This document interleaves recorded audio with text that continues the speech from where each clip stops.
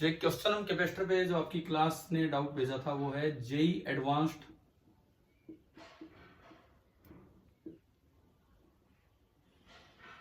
2018 से। क्या था ये क्वेश्चन, देखिए इसमें ना कुछ एक ऐसा सर्किट था, अगर मैं कहीं कुछ गलत बता रहा हूं बना रहा हूं तो बता देना, मेरे सामने नहीं रखा है वो सर्किट। एक बैटरी थी शायद 8 वोल्ट की, मे बी यहां पे 2 कैपेसिटर लगे थे,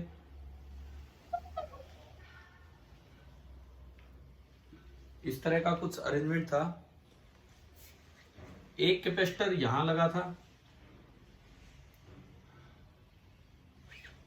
और तीनों की कैपेसिटेंस 1-1 माइक्रोफेराड थी। तीनों की कैपेसिटेंस 1-1 माइक्रोफेराड थी। इस तरह का कुछ अरेंजमेंट था। 2 उसमें कहीं स्विच लगे थे, मे बी एक स्विच यहां लगा हो और मे बी एक स्विच इस लाइन में लगा हो, ऐसा सा कुछ था। Let this switch be S1, let this switch be S2, और शायद इसमें कोई मीडियम भरा है जिसकी permittivity, relative permittivity epsilon R है। 1 माइक्रोफेराड के बाद उसमें मीडियम भरा है, इस तरह का था। क्वेश्चन ये था कि आपको एप्सिलॉन आर बताना है। उन्होंने क्या किया, पहले S1 को ऑन किया, सबसे पहले S1 को ऑन किया, S2 ऑफ रखा। फिर जब ये कैपेसिटर चार्ज हो गया उसके बाद S1 को ऑफ कर दिया और S2 को ऑन कर दिया। हाँ भाई, जिसने भी, या खुशबू आपको ध्यान हो, यही था ना सवाल, एग्जैक्ट जो मैं बोल रहा हूं इसी तरह का था ये वाला क्वेश्चन। एक 8 वोल्ट की बैटरी है, 1-1 माइक्रोफेराड के 3 कैपेसिटर हैं और फिर इसमें एक मीडियम भरा जिसकी रिलेटिव परमिटिविटी एप्सिलॉन आर है। फिर इन्होंने पहले S1 को ऑन किया, उसको चार्ज कर दिया, फिर उसको हटा के इसको ऑन कर दिया, यानी कि इनमें शेयरिंग ऑफ चार्ज इन्होंने करवा लिया। ये क्वेश्चन था और ये बोला है कि फाइनली इसके पास जो फाइनल वोल्टेज है, इसके पास जो फाइनल वोल्टेज है, जहां तक मुझे याद आ रहा है वो 5 वोल्ट थी, तो आपको निकालना है एप्सिलॉन आर क्या होगा। एक बार खुशबू जी आप बताइए कि यही था एग्जैक्ट क्वेश्चन पहले वाला जो हमने किया है? तो वो S1 नीचे था 8 वोल्ट के। एक ही बात है, उससे फर्क नहीं पड़ रहा। इस लाइन में था ना, इस लाइन में था S1। Yes sir. हाँ तो एक ही बात है, इस सीरीज में था, कोई फर्क नहीं पड़ रहा उससे। तो देखो इन्होंने ऐसा जब भी हो भाई, सबसे पहले तो आप बनाओ इनिशियल सर्किट। मैंने इनके 3 क्वेश्चन सोल्व करके भेजे हैं, शायद 2 और भी सवाल हैं, वो मैं आज शाम को दोबारा से सेंड कर दूंगा, आप कल चाहेंगे तो डिस्कस हो जाएंगे। पहले ये देखिए इनिशियल सर्किट। इनिशियल सर्किट जो है, जब ये ऑफ है ये ऑन है, तो आपका सर्किट इतना सा बनेगा। आपका सर्किट सिंपली ये बनेगा कि ये 8 वोल्ट की बैटरी और ये 1 माइक्रोफेराड और इसके पास भी आ जाएगा 8 वोल्ट, और 8 वोल्ट आ गया तो बस ये 8 वोल्ट आ गया, इस तरह से आ गया। तो ये इनिशियल अरेंजमेंट है। अब आपने इसको रिकनेक्ट किया इंटरमीडिएट सर्किट, बीच का जो सर्किट बनेगा कनेक्शन चेंज करते ही, और फिर मैं बनाऊंगा फाइनल सर्किट। फाइनल इक्विलिब्रियम आते आते क्या सर्किट बनेगा। जस्ट आपने जब कनेक्शन चेंज किया, पहली बात इसका कैपेसिटेंस हो जाएगा एप्सिलॉन आर इंटू 1 और इसका कैपेसिटेंस है 1। ये दोनों सीरीज में लगे हैं, ये दोनों सीरीज में लगे हैं, तो इनका सी इक्विवेलेंट क्या बनेगा, इस पार्ट का, इस मिडल ब्रांच का C equivalent C1 into C2 upon C1 plus C2। क्या हमें ये समझ आ गया है क्या कि मिडल ब्रांच का जो सी इक्विवेलेंट है वो ये बनेगा। Epsilon R into 1/εr+1। हाँ भाई ये पार्ट क्लियर है। अब इंटरमीडिएट सर्किट देखो, ये अभी अनचार्ज सी इक्विवेलेंट है और ये अभी 8 वोल्ट की वोल्टेज लिए 1 माइक्रोफेराड है और इनको जस्ट कनेक्ट किया है। आपको चार्ज की शेयरिंग होगी और फाइनल सर्किट ऐसा बनेगा कि ये सी इक्विवेलेंट है, ये 1 माइक्रोफेराड है एंड फाइनली इसके पास या इसके पास, दोनों के पास जो फाइनल पोटेंशियल आया, potential difference that is 5 volt. तो क्या ये कॉमन पोटेंशियल का क्वेश्चन होता नजर नहीं आ रहा हमें? बताओ क्या ये कॉमन पोटेंशियल टाइप काम दिख रहा है क्या यहाँ इस सवाल में? पहले उसको चार्ज कर दिया, फिर इनसे जोड़ दिया, इसको हमने 1 दिखा दिया। अब आप बताएं कि कॉमन पोटेंशियल जो है, जिसको कि आप V नोट बोलते थे, उसका क्या फॉर्मूला होता था? V नोट का फॉर्मूला C1V1 1 इंटू 8 प्लस या माइनस, दूसरे पे कुछ है ही नहीं, 0 into C equivalent upon C1 plus C2 C equivalent plus 1। अब इसमें आपने V नोट को 5 रख दिया तो ये आया 5 इंटू सी इक्वलेंट प्लस 5 बराबर 8। यहां से सी इक्वलेंट आ गया 3 और सी इक्वलेंट हमने निकाला था शुरू में epsilon R upon epsilon R plus 1 is 3। Cross multiply करोगे 3 एप्सिलॉन आर प्लस 3 बराबर एप्सिलॉन आर, तो 2 एप्सिलॉन आर बराबर 3, तो एप्सिलॉन आर आ गया 3/2 यानी कि 1.5। अब देखो एग्जाम में सोचने के ऊपर है भाई, कौन बच्चा ये सोच पाता है कि ये कॉमन पोटेंशियल पे है। अभी आप बताओ, खुशबू भी और बाकी बच्चे भी, क्या आपको ये वाला क्वेश्चन जो एडवांस 2018 का था क्लियर हुआ कि नहीं? Yes sir. ठीक है, मैंने क्वेश्चन आपके ग्रुप पे शेयर किया है जो खुशबू ने भेजा था मुझे, आप एक बार इसको इन शॉर्ट नोट कर सकते हैं।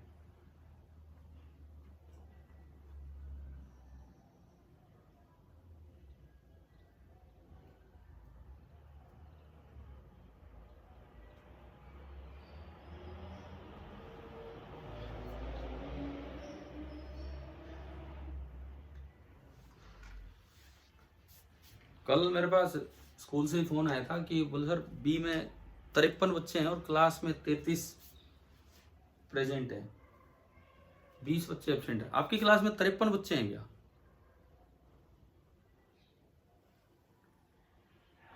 हाँ भाई, आपकी क्लास की स्ट्रेंथ क्या है स्कूल की?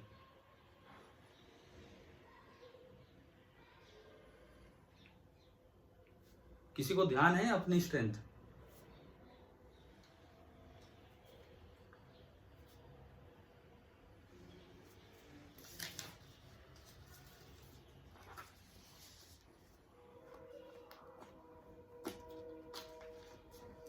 देखिए अब दूसरे सवाल पे चलते हैं।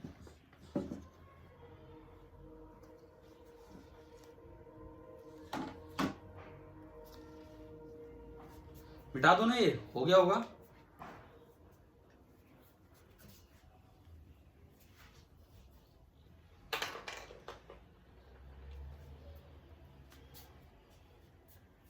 अरे हो गया कि लिख रहे हो बताओ? सर हो गया नोट। ठीक है, अब मैं चलता हूं जेई 1993। उस वक्त तो पूरा सब्जेक्टिव ही पेपर हुआ करता था, तब की बात हम कर रहे हैं, और वो वाले क्वेश्चंस फिर रिपीट हो जाते हैं आजकल के एडवांस में। अच्छे सवाल आया करते थे उस समय भी।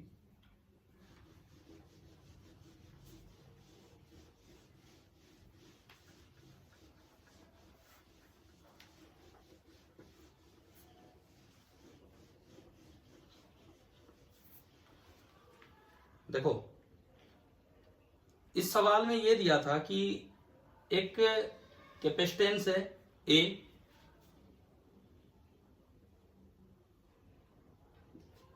और एक कैपेसिटर है बी,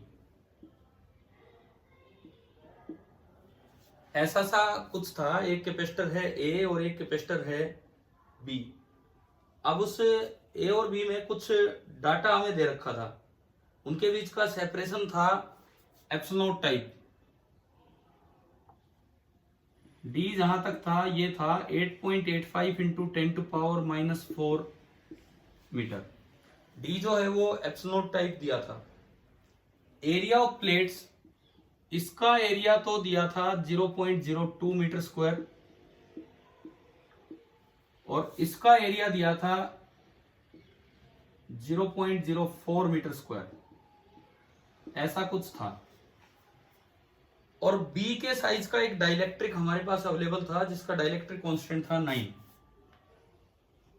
इस एरिया का और इस सेपरेशन का एक डाइलेक्ट्रिक मौजूद था जिसका डाइलेक्ट्रिक कांस्टेंट है 9। आप उसको बी में भी फिट कर सकते हो, ए में भी। साइज उसका एग्जैक्टली उतना है जो बी को कंप्लीटली फिल कर दे। ऐसा सा कुछ सवाल था, सब्जेक्टिव क्वेश्चन था। वो उस समय के एग्जाम में 7 नंबर का आया था। 7 नंबर बहुत होते हैं एक सवाल के लिए, एक अकेला क्वेश्चन 7 मार्क्स का। अच्छा, अब इसमें क्या था कि जो पहले तो इसको ए में फिल करके, इस डाइलेक्ट्रिक को ए में फिल करके और 110 वोल्ट की बैटरी से लगा दिया था। तो आपको बताना था कैपेसिटेंस क्या होगा, एनर्जी स्टोर क्या होगी, चार्ज क्या होगा, जो भी बताना था हम देख रहे हैं। सबसे पहले फर्स्ट पार्ट क्वेश्चन आपके ग्रुप पे शेयर किया गया है, आप देख सकते हैं वहां से। फर्स्ट पार्ट ये है कि आपने इसमें डाइलेक्ट्रिक भर दिया आधे एरिया का और फिर इसको शायद 110 वोल्ट की सप्लाई दे दी, जहां भी जैसे भी दी। अब आपको बताना है चार्ज क्या स्टोर होगा, कैपेसिटेंस कितना होगा, एनर्जी स्टोर क्या होगी, या जो भी उसमें पूछा है। तो मैंने जो सॉल्यूशन भेजा था उसमें 4 चीजें आपको करके दिखाई थी। सबसे पहले मैंने ना 4 कैपेसिटेंस निकाले थे, 4 कैपेसिटेंस। एक तो ए का एयर कैपेसिटेंस, एक बी का एयर कैपेसिटेंस, एक ए का डाइलेक्ट्रिक कैपेसिटेंस और एक बी का डाइलेक्ट्रिक कैपेसिटेंस। तो ये वाला जो यूज हो रहा है ये ए का डाइलेक्ट्रिक कैपेसिटेंस यूज हो रहा है। और नैनोफेराड में हमने वैल्यूज सोल्व करके आपको दी थी, निकाली थी। सबसे पहले मैं निकालता हूं ए का एयर कैपेसिटेंस। तो अगर आप epsilon naught A by D करोगे, epsilon naught into 0.04 by 8.85 into 10⁻⁻⁴। जब आप एप्सिलॉन नॉट की वैल्यू रखोगे तो बहुत सा कैंसिल आउट हो जाएगा और ये निकल के आएगा 0.4 नैनो फैराड। आप कर लेना। ऐसे ही जब आप बी का एयर कैपेसिटेंस लोगे, एरिया आधा है, बाकी सब कुछ सेम है, एरिया आधा पुट होगा तो ये आएगा 0.2 नैनो फैराड। फिर मैं जाऊंगा ए से पहले मैं बी पे चलता हूं। बी का डाइलेक्ट्रिक फुल फिल हो रहा है तो के टाइम्स हो जाएगा, यानी कि 1.8 नैनो फैराड। अब मैं ए के डाइलेक्ट्रिक पे गया तो वहां 2 चीजें पैरेलल में बनेगी। 0.02 मीटर स्क्वायर एरिया में तो के भरा है और बचे हुए 0.02 एरिया में के नहीं भरा है। तो यह आएगा के times epsilon naught into 0.02 by D. Parallel में दोनों बनेंगे, दोनों प्लेट्स के बीच में है, प्लस एप्सिलॉन नॉट इंटू बचा हुआ एरिया 0.02 बाई डी। ये आपका ये बनना है जब ए में डाइलेक्ट्रिक भर दिया। और इसकी वैल्यू जो निकल के आएगी that will be 2 nano farad, इससे थोड़ी ज्यादा, 2 नैनो फैराड। पहले तो ये बताओ क्या ये 4 पार्ट आपको समझ आ गए हैं क्या? हमने अलग अलग 4 कैपेसिटेंस निकाल लिए। हाँ भाई बताओ, चारों पार्ट क्लियर है? ये जो वैल्यूज हैं? Yes yes. उसके बाद 3 पार्ट थे क्वेश्चन में, आप ग्रुप पे अभी भी देख सकते हो, क्वेश्चन किया था। तो पहला पार्ट, अब मुझे याद नहीं उसमें चार्ज पूछा है कि एनर्जी पूछी है कि कैपेसिटेंस। कैपेसिटेंस पूछा है तो डायरेक्ट आंसर आ गया। इसका कैपेसिटेंस है 2 नैनो फैराड। चार्ज पूछा है तो भी डायरेक्ट आंसर आ गया। Q बराबर CV से अगर आप चार्ज निकालोगे तो Q बराबर CV 220 nano coulomb. 220 nano coulomb, ये इस पे चार्ज स्टोर आ गया। और अगर इस पे एनर्जी पूछी जाए तो simply half into C into V का स्क्वायर, तो 11 11 121, और ये जब आप पॉइंट पॉइंट इधर एडजस्ट करोगे तो ये आएगी 1.21 इंटू 10⁻⁻5 जूल। ये था इसका फर्स्ट पार्ट। हाँ जी खुशबू जी, इसमें डाउट है क्या? आप कह रहे थे एक नहीं समझ में आया, कौन सा नहीं समझ में आया? सर यही था। हाँ तो यहां तक क्लियर हो रहा है, यहां तक? Yes sir. ठीक है। अच्छा, उसका जो बी पार्ट था, बी में बोला था कि अब इसको बैटरी से हटा दिया, ये जो कैपेसिटर है ये वाला, इसको बैटरी डिस्कनेक्ट करके, और क्या किया था फिर, शायद उससे कनेक्ट कर दिया था उधर वाले से, बैटरी डिस्कनेक्ट करके शायद बी से लगा दिया हो या पता नहीं। ना ना ना ना ना, बी पार्ट में ये था, बैटरी डिस्कनेक्ट करके इसमें से डाइलेक्ट्रिक निकाला था और पूछा था कि वर्क डन क्या होगा, है ना। ये आपका ए पार्ट हुआ, फर्स्ट पार्ट। सेकंड पार्ट सुनो, आपने इसको डिस्कनेक्ट किया, डिस्कनेक्ट करने के बाद चार्ज स्टोर्ड सेम रहेगा। ये इतने में डाइलेक्ट्रिक डला हुआ है, इतने में डाइलेक्ट्रिक डला हुआ है, और इस वक्त जो यू इनिशियल है, यू इनिशियल ये रही हमारे पास 1.21 इंटू 10⁻⁻5 जूल। इस वक्त जो चार्ज स्टोर्ड है वो है 220 नैनो कूलम, कैपेसिटेंस है 2 नैनो फेराड। अब आपने क्या किया, डाइलेक्ट्रिक को रिमूव कर दिया। डाइलेक्ट्रिक रिमूव करते ही ए का एयर कैपेसिटेंस, यानी कि ये कैपेसिटेंस हो गया 0.4 नैनो फेराड, कैपेसिटेंस हो गया 0.4 नैनो फेराड। वोल्टेज चेंज हो जाएगी क्योंकि आइसोलेटेड कैपेसिटर है, बैटरी हटा रखी है, लेकिन चार्ज चेंज नहीं होगा, चार्ज अभी भी 220 नैनो कूलम ही रहने वाला है। तो अगर आप इसका यू फाइनल निकालें तो आपको यूज करना चाहिए Q²/2C। क्यू स्क्वायर 220 गुणा 10⁻⁻9 का स्क्वायर बाई 2 टाइम्स 0.4 गुणा 10⁻⁻9, ये आपको लिखना था यू फाइनल। जब आप यहां से यू फाइनल लिखोगे इसकी टर्म्स में तो ये बनेगा 121/0.2, मैं यहीं से लिख रहा हूं, और गुणा 10⁻⁻5 जूल। यू फाइनल हमने लिख लिया, यू इनिशियल हमने लिख लिया। शायद आपको समझ आया हो यहां तक। अब देखो सेकंड पार्ट के लिए, अब ये जो सेकंड पार्ट है इसके लिए आपको लगाना पड़ेगा work energy theorem, apply work energy theorem. Work energy theorem कहती है work done by all the forces, मतलब एक्सटर्नल भी और इलेक्ट्रिकल भी, बराबर change in kinetic energy. Change in kinetic energy 0 है, वो उसके अंदर रखा था तब वो रेस्ट पे था, आपने बाहर निकाल दिया तब वो रेस्ट पे है, या यूं कहें उसको स्लोली निकाले, कुछ भी आप एज्यूम कर लो। तो change in kinetic energy is 0।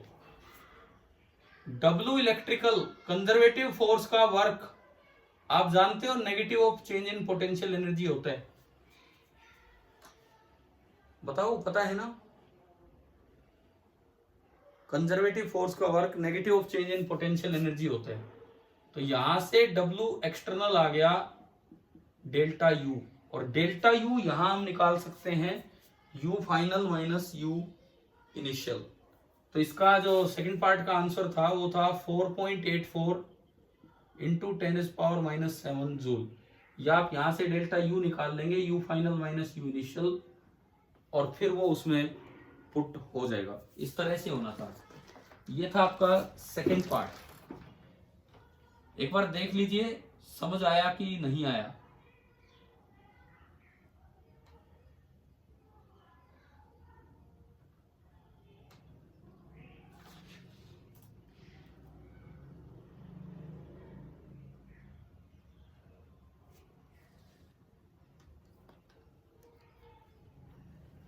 हाँ भाई, जिनका डाउट था उनको समझ आ गया कि नहीं? Yes sir. ठीक है। अब सी पार्ट देखते हैं। सी पार्ट में उसमें था कि उस डाइलेक्ट्रिक को अब ए में से निकाल के बी में फिट करना है।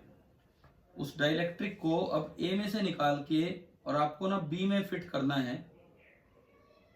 तो आपको ये बताना था एनर्जी स्टोर्ड फाइनल सिस्टम में क्या होगी। चलते हम सी पार्ट पे चलते हैं, उस सवाल के सी पार्ट पे। मिटा दो भाई, हो गया है तो। वैसे इसका सोल्यूशन आपके ग्रुप पे सेंड किया हुआ है मैंने, वहां से भी देख लेना अगर लिखना ही हो तो। देखो सी वाला पार्ट देखते हैं। फर्स्ट पार्ट हो गया, ये हो गया आपका सेकंड पार्ट। अब मैं आता हूं थर्ड पार्ट पे।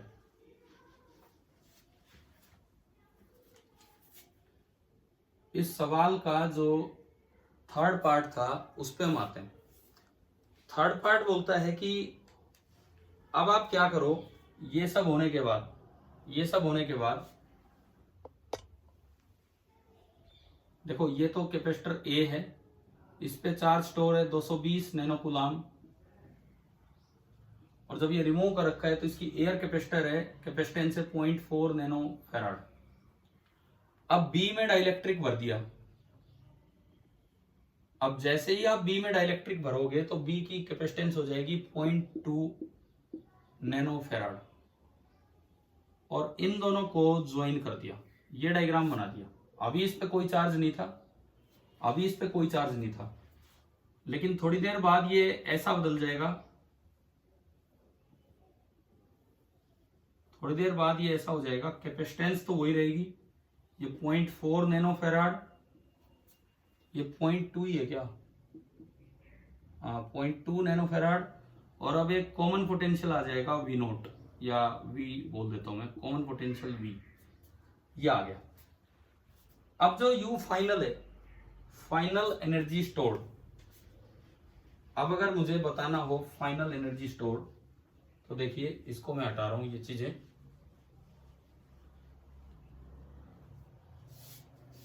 अब जो यू फाइनल बनेगा, इसको देख के पहले वाले को देखा तो half into 0.4 nanofarad into V square, and दूसरे वाले को देखा तो half into 0.2 nanofarad into V square.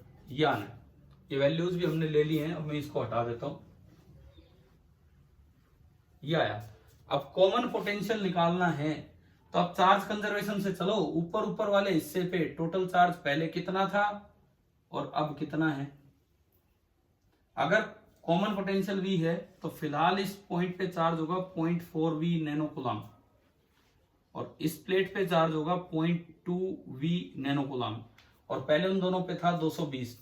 तो अब आप अप्लाई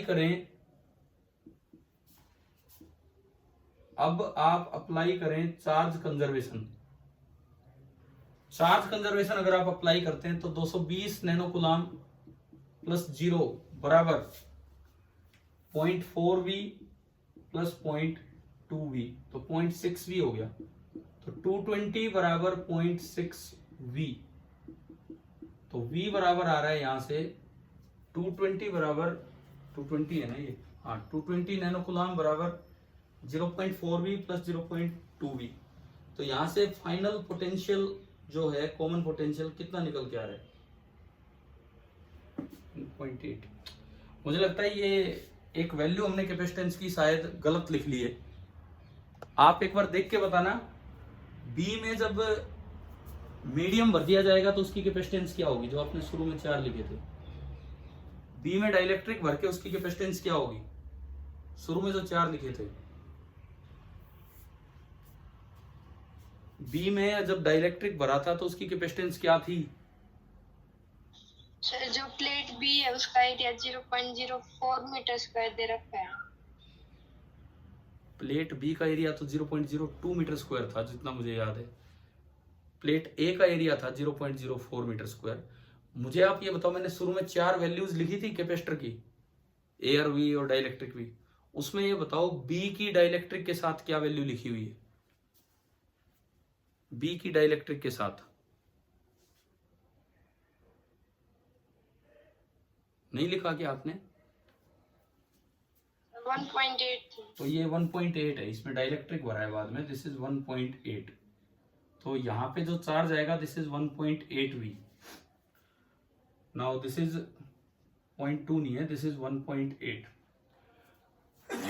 अब आपने चार्ज कंजर्वेशन लगाया, तो this is 1.8। Now this is 2.2। तो यहां से जो वोल्टेज आई, common potential is coming out to be 100 volt. और अब आप इसमें रख दोगे, इसमें जब आप वैल्यूज रखोगे, हाफ 0.4 इंटू 10⁻⁻9 100 का स्क्वायर प्लस हाफ, ये 1.8 था, 1.8 इंटू 10⁻⁻9 और 100 का स्क्वायर। तो जब आप इसको सिंप्लीफाई करोगे तो टोटल एनर्जी स्टोर्ड निकल के आई थी उसमें आंसर 1.1 इंटू 10⁻⁵ जूल।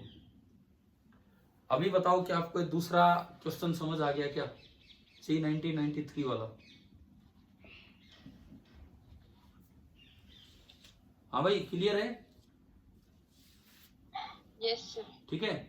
और एक और क्वेश्चन था, एक बार मैं फटाफट से उसको भी डिस्कस कर देता हूं। उसमें थोड़ा सा करंट की डेफिनेशन का यूज हुआ था। मैंने लिखा भी था कि वैसे करंट की डेफिनेशन तो अगले चैप्टर में आएगी, बट इतना तो हम पता भी रखते हैं, हमें पता होता है कि भाई करंट होता है rate of flow of charge, यानी कि dq/dt। एक मिनट उस पर भी चलते हैं।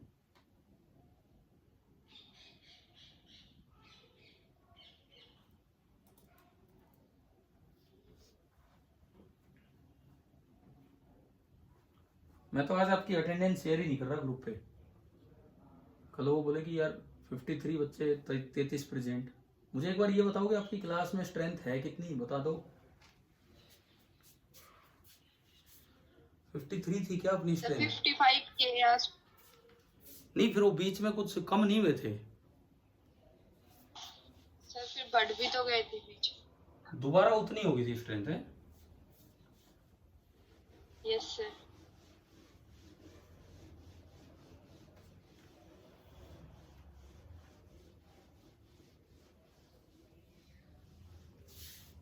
अब एक आखिरी सवाल इस तरह का, जेई 1994 का, ये हम देख रहे हैं।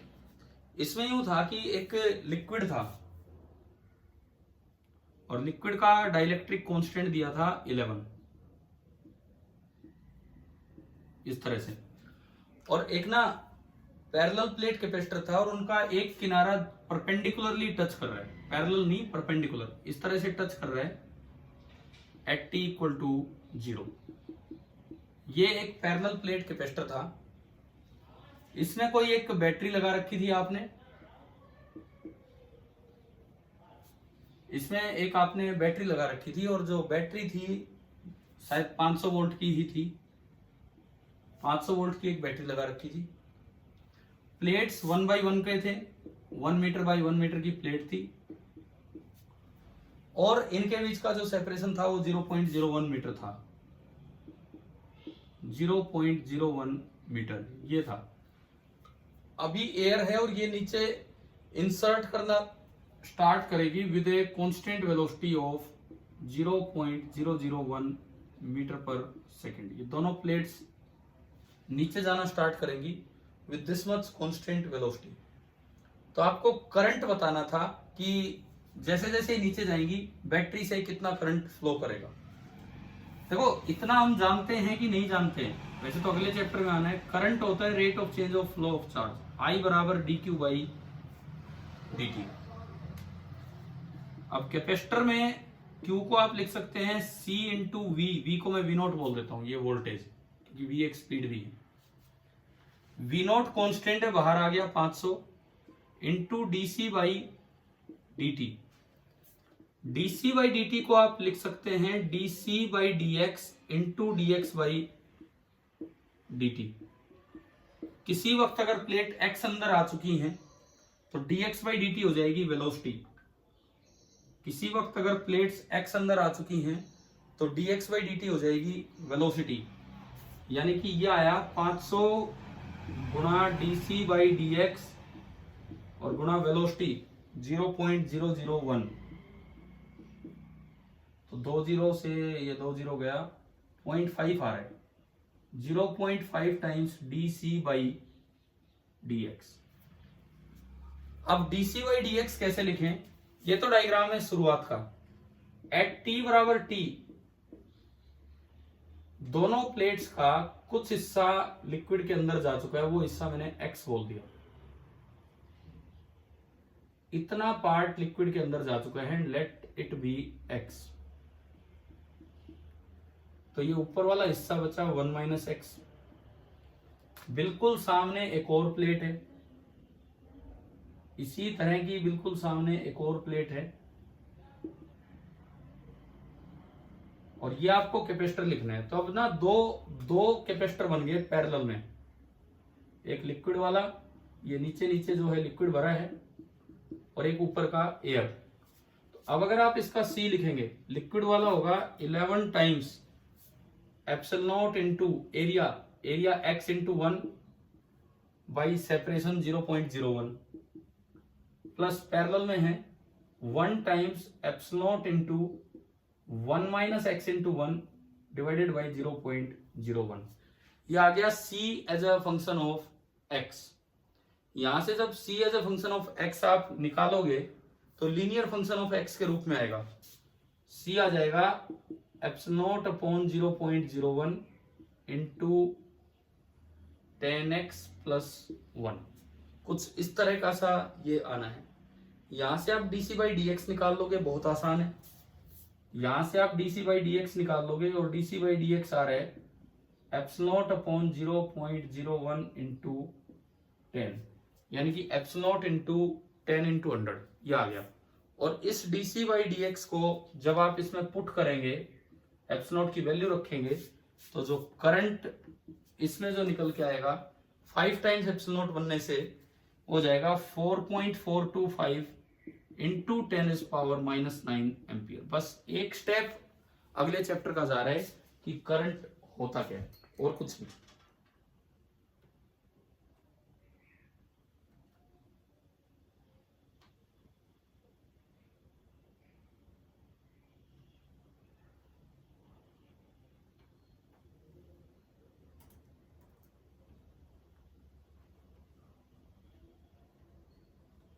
हाँ भाई, ये बताओ एक बार कि 3 कुछ अच्छे सवाल थे जो जेई में आए हुए हैं एडवांस लेवल पे या बहुत पहले आए हुए हैं, क्या आपको तीनों क्वेश्चन समझ आ गए हैं कि नहीं?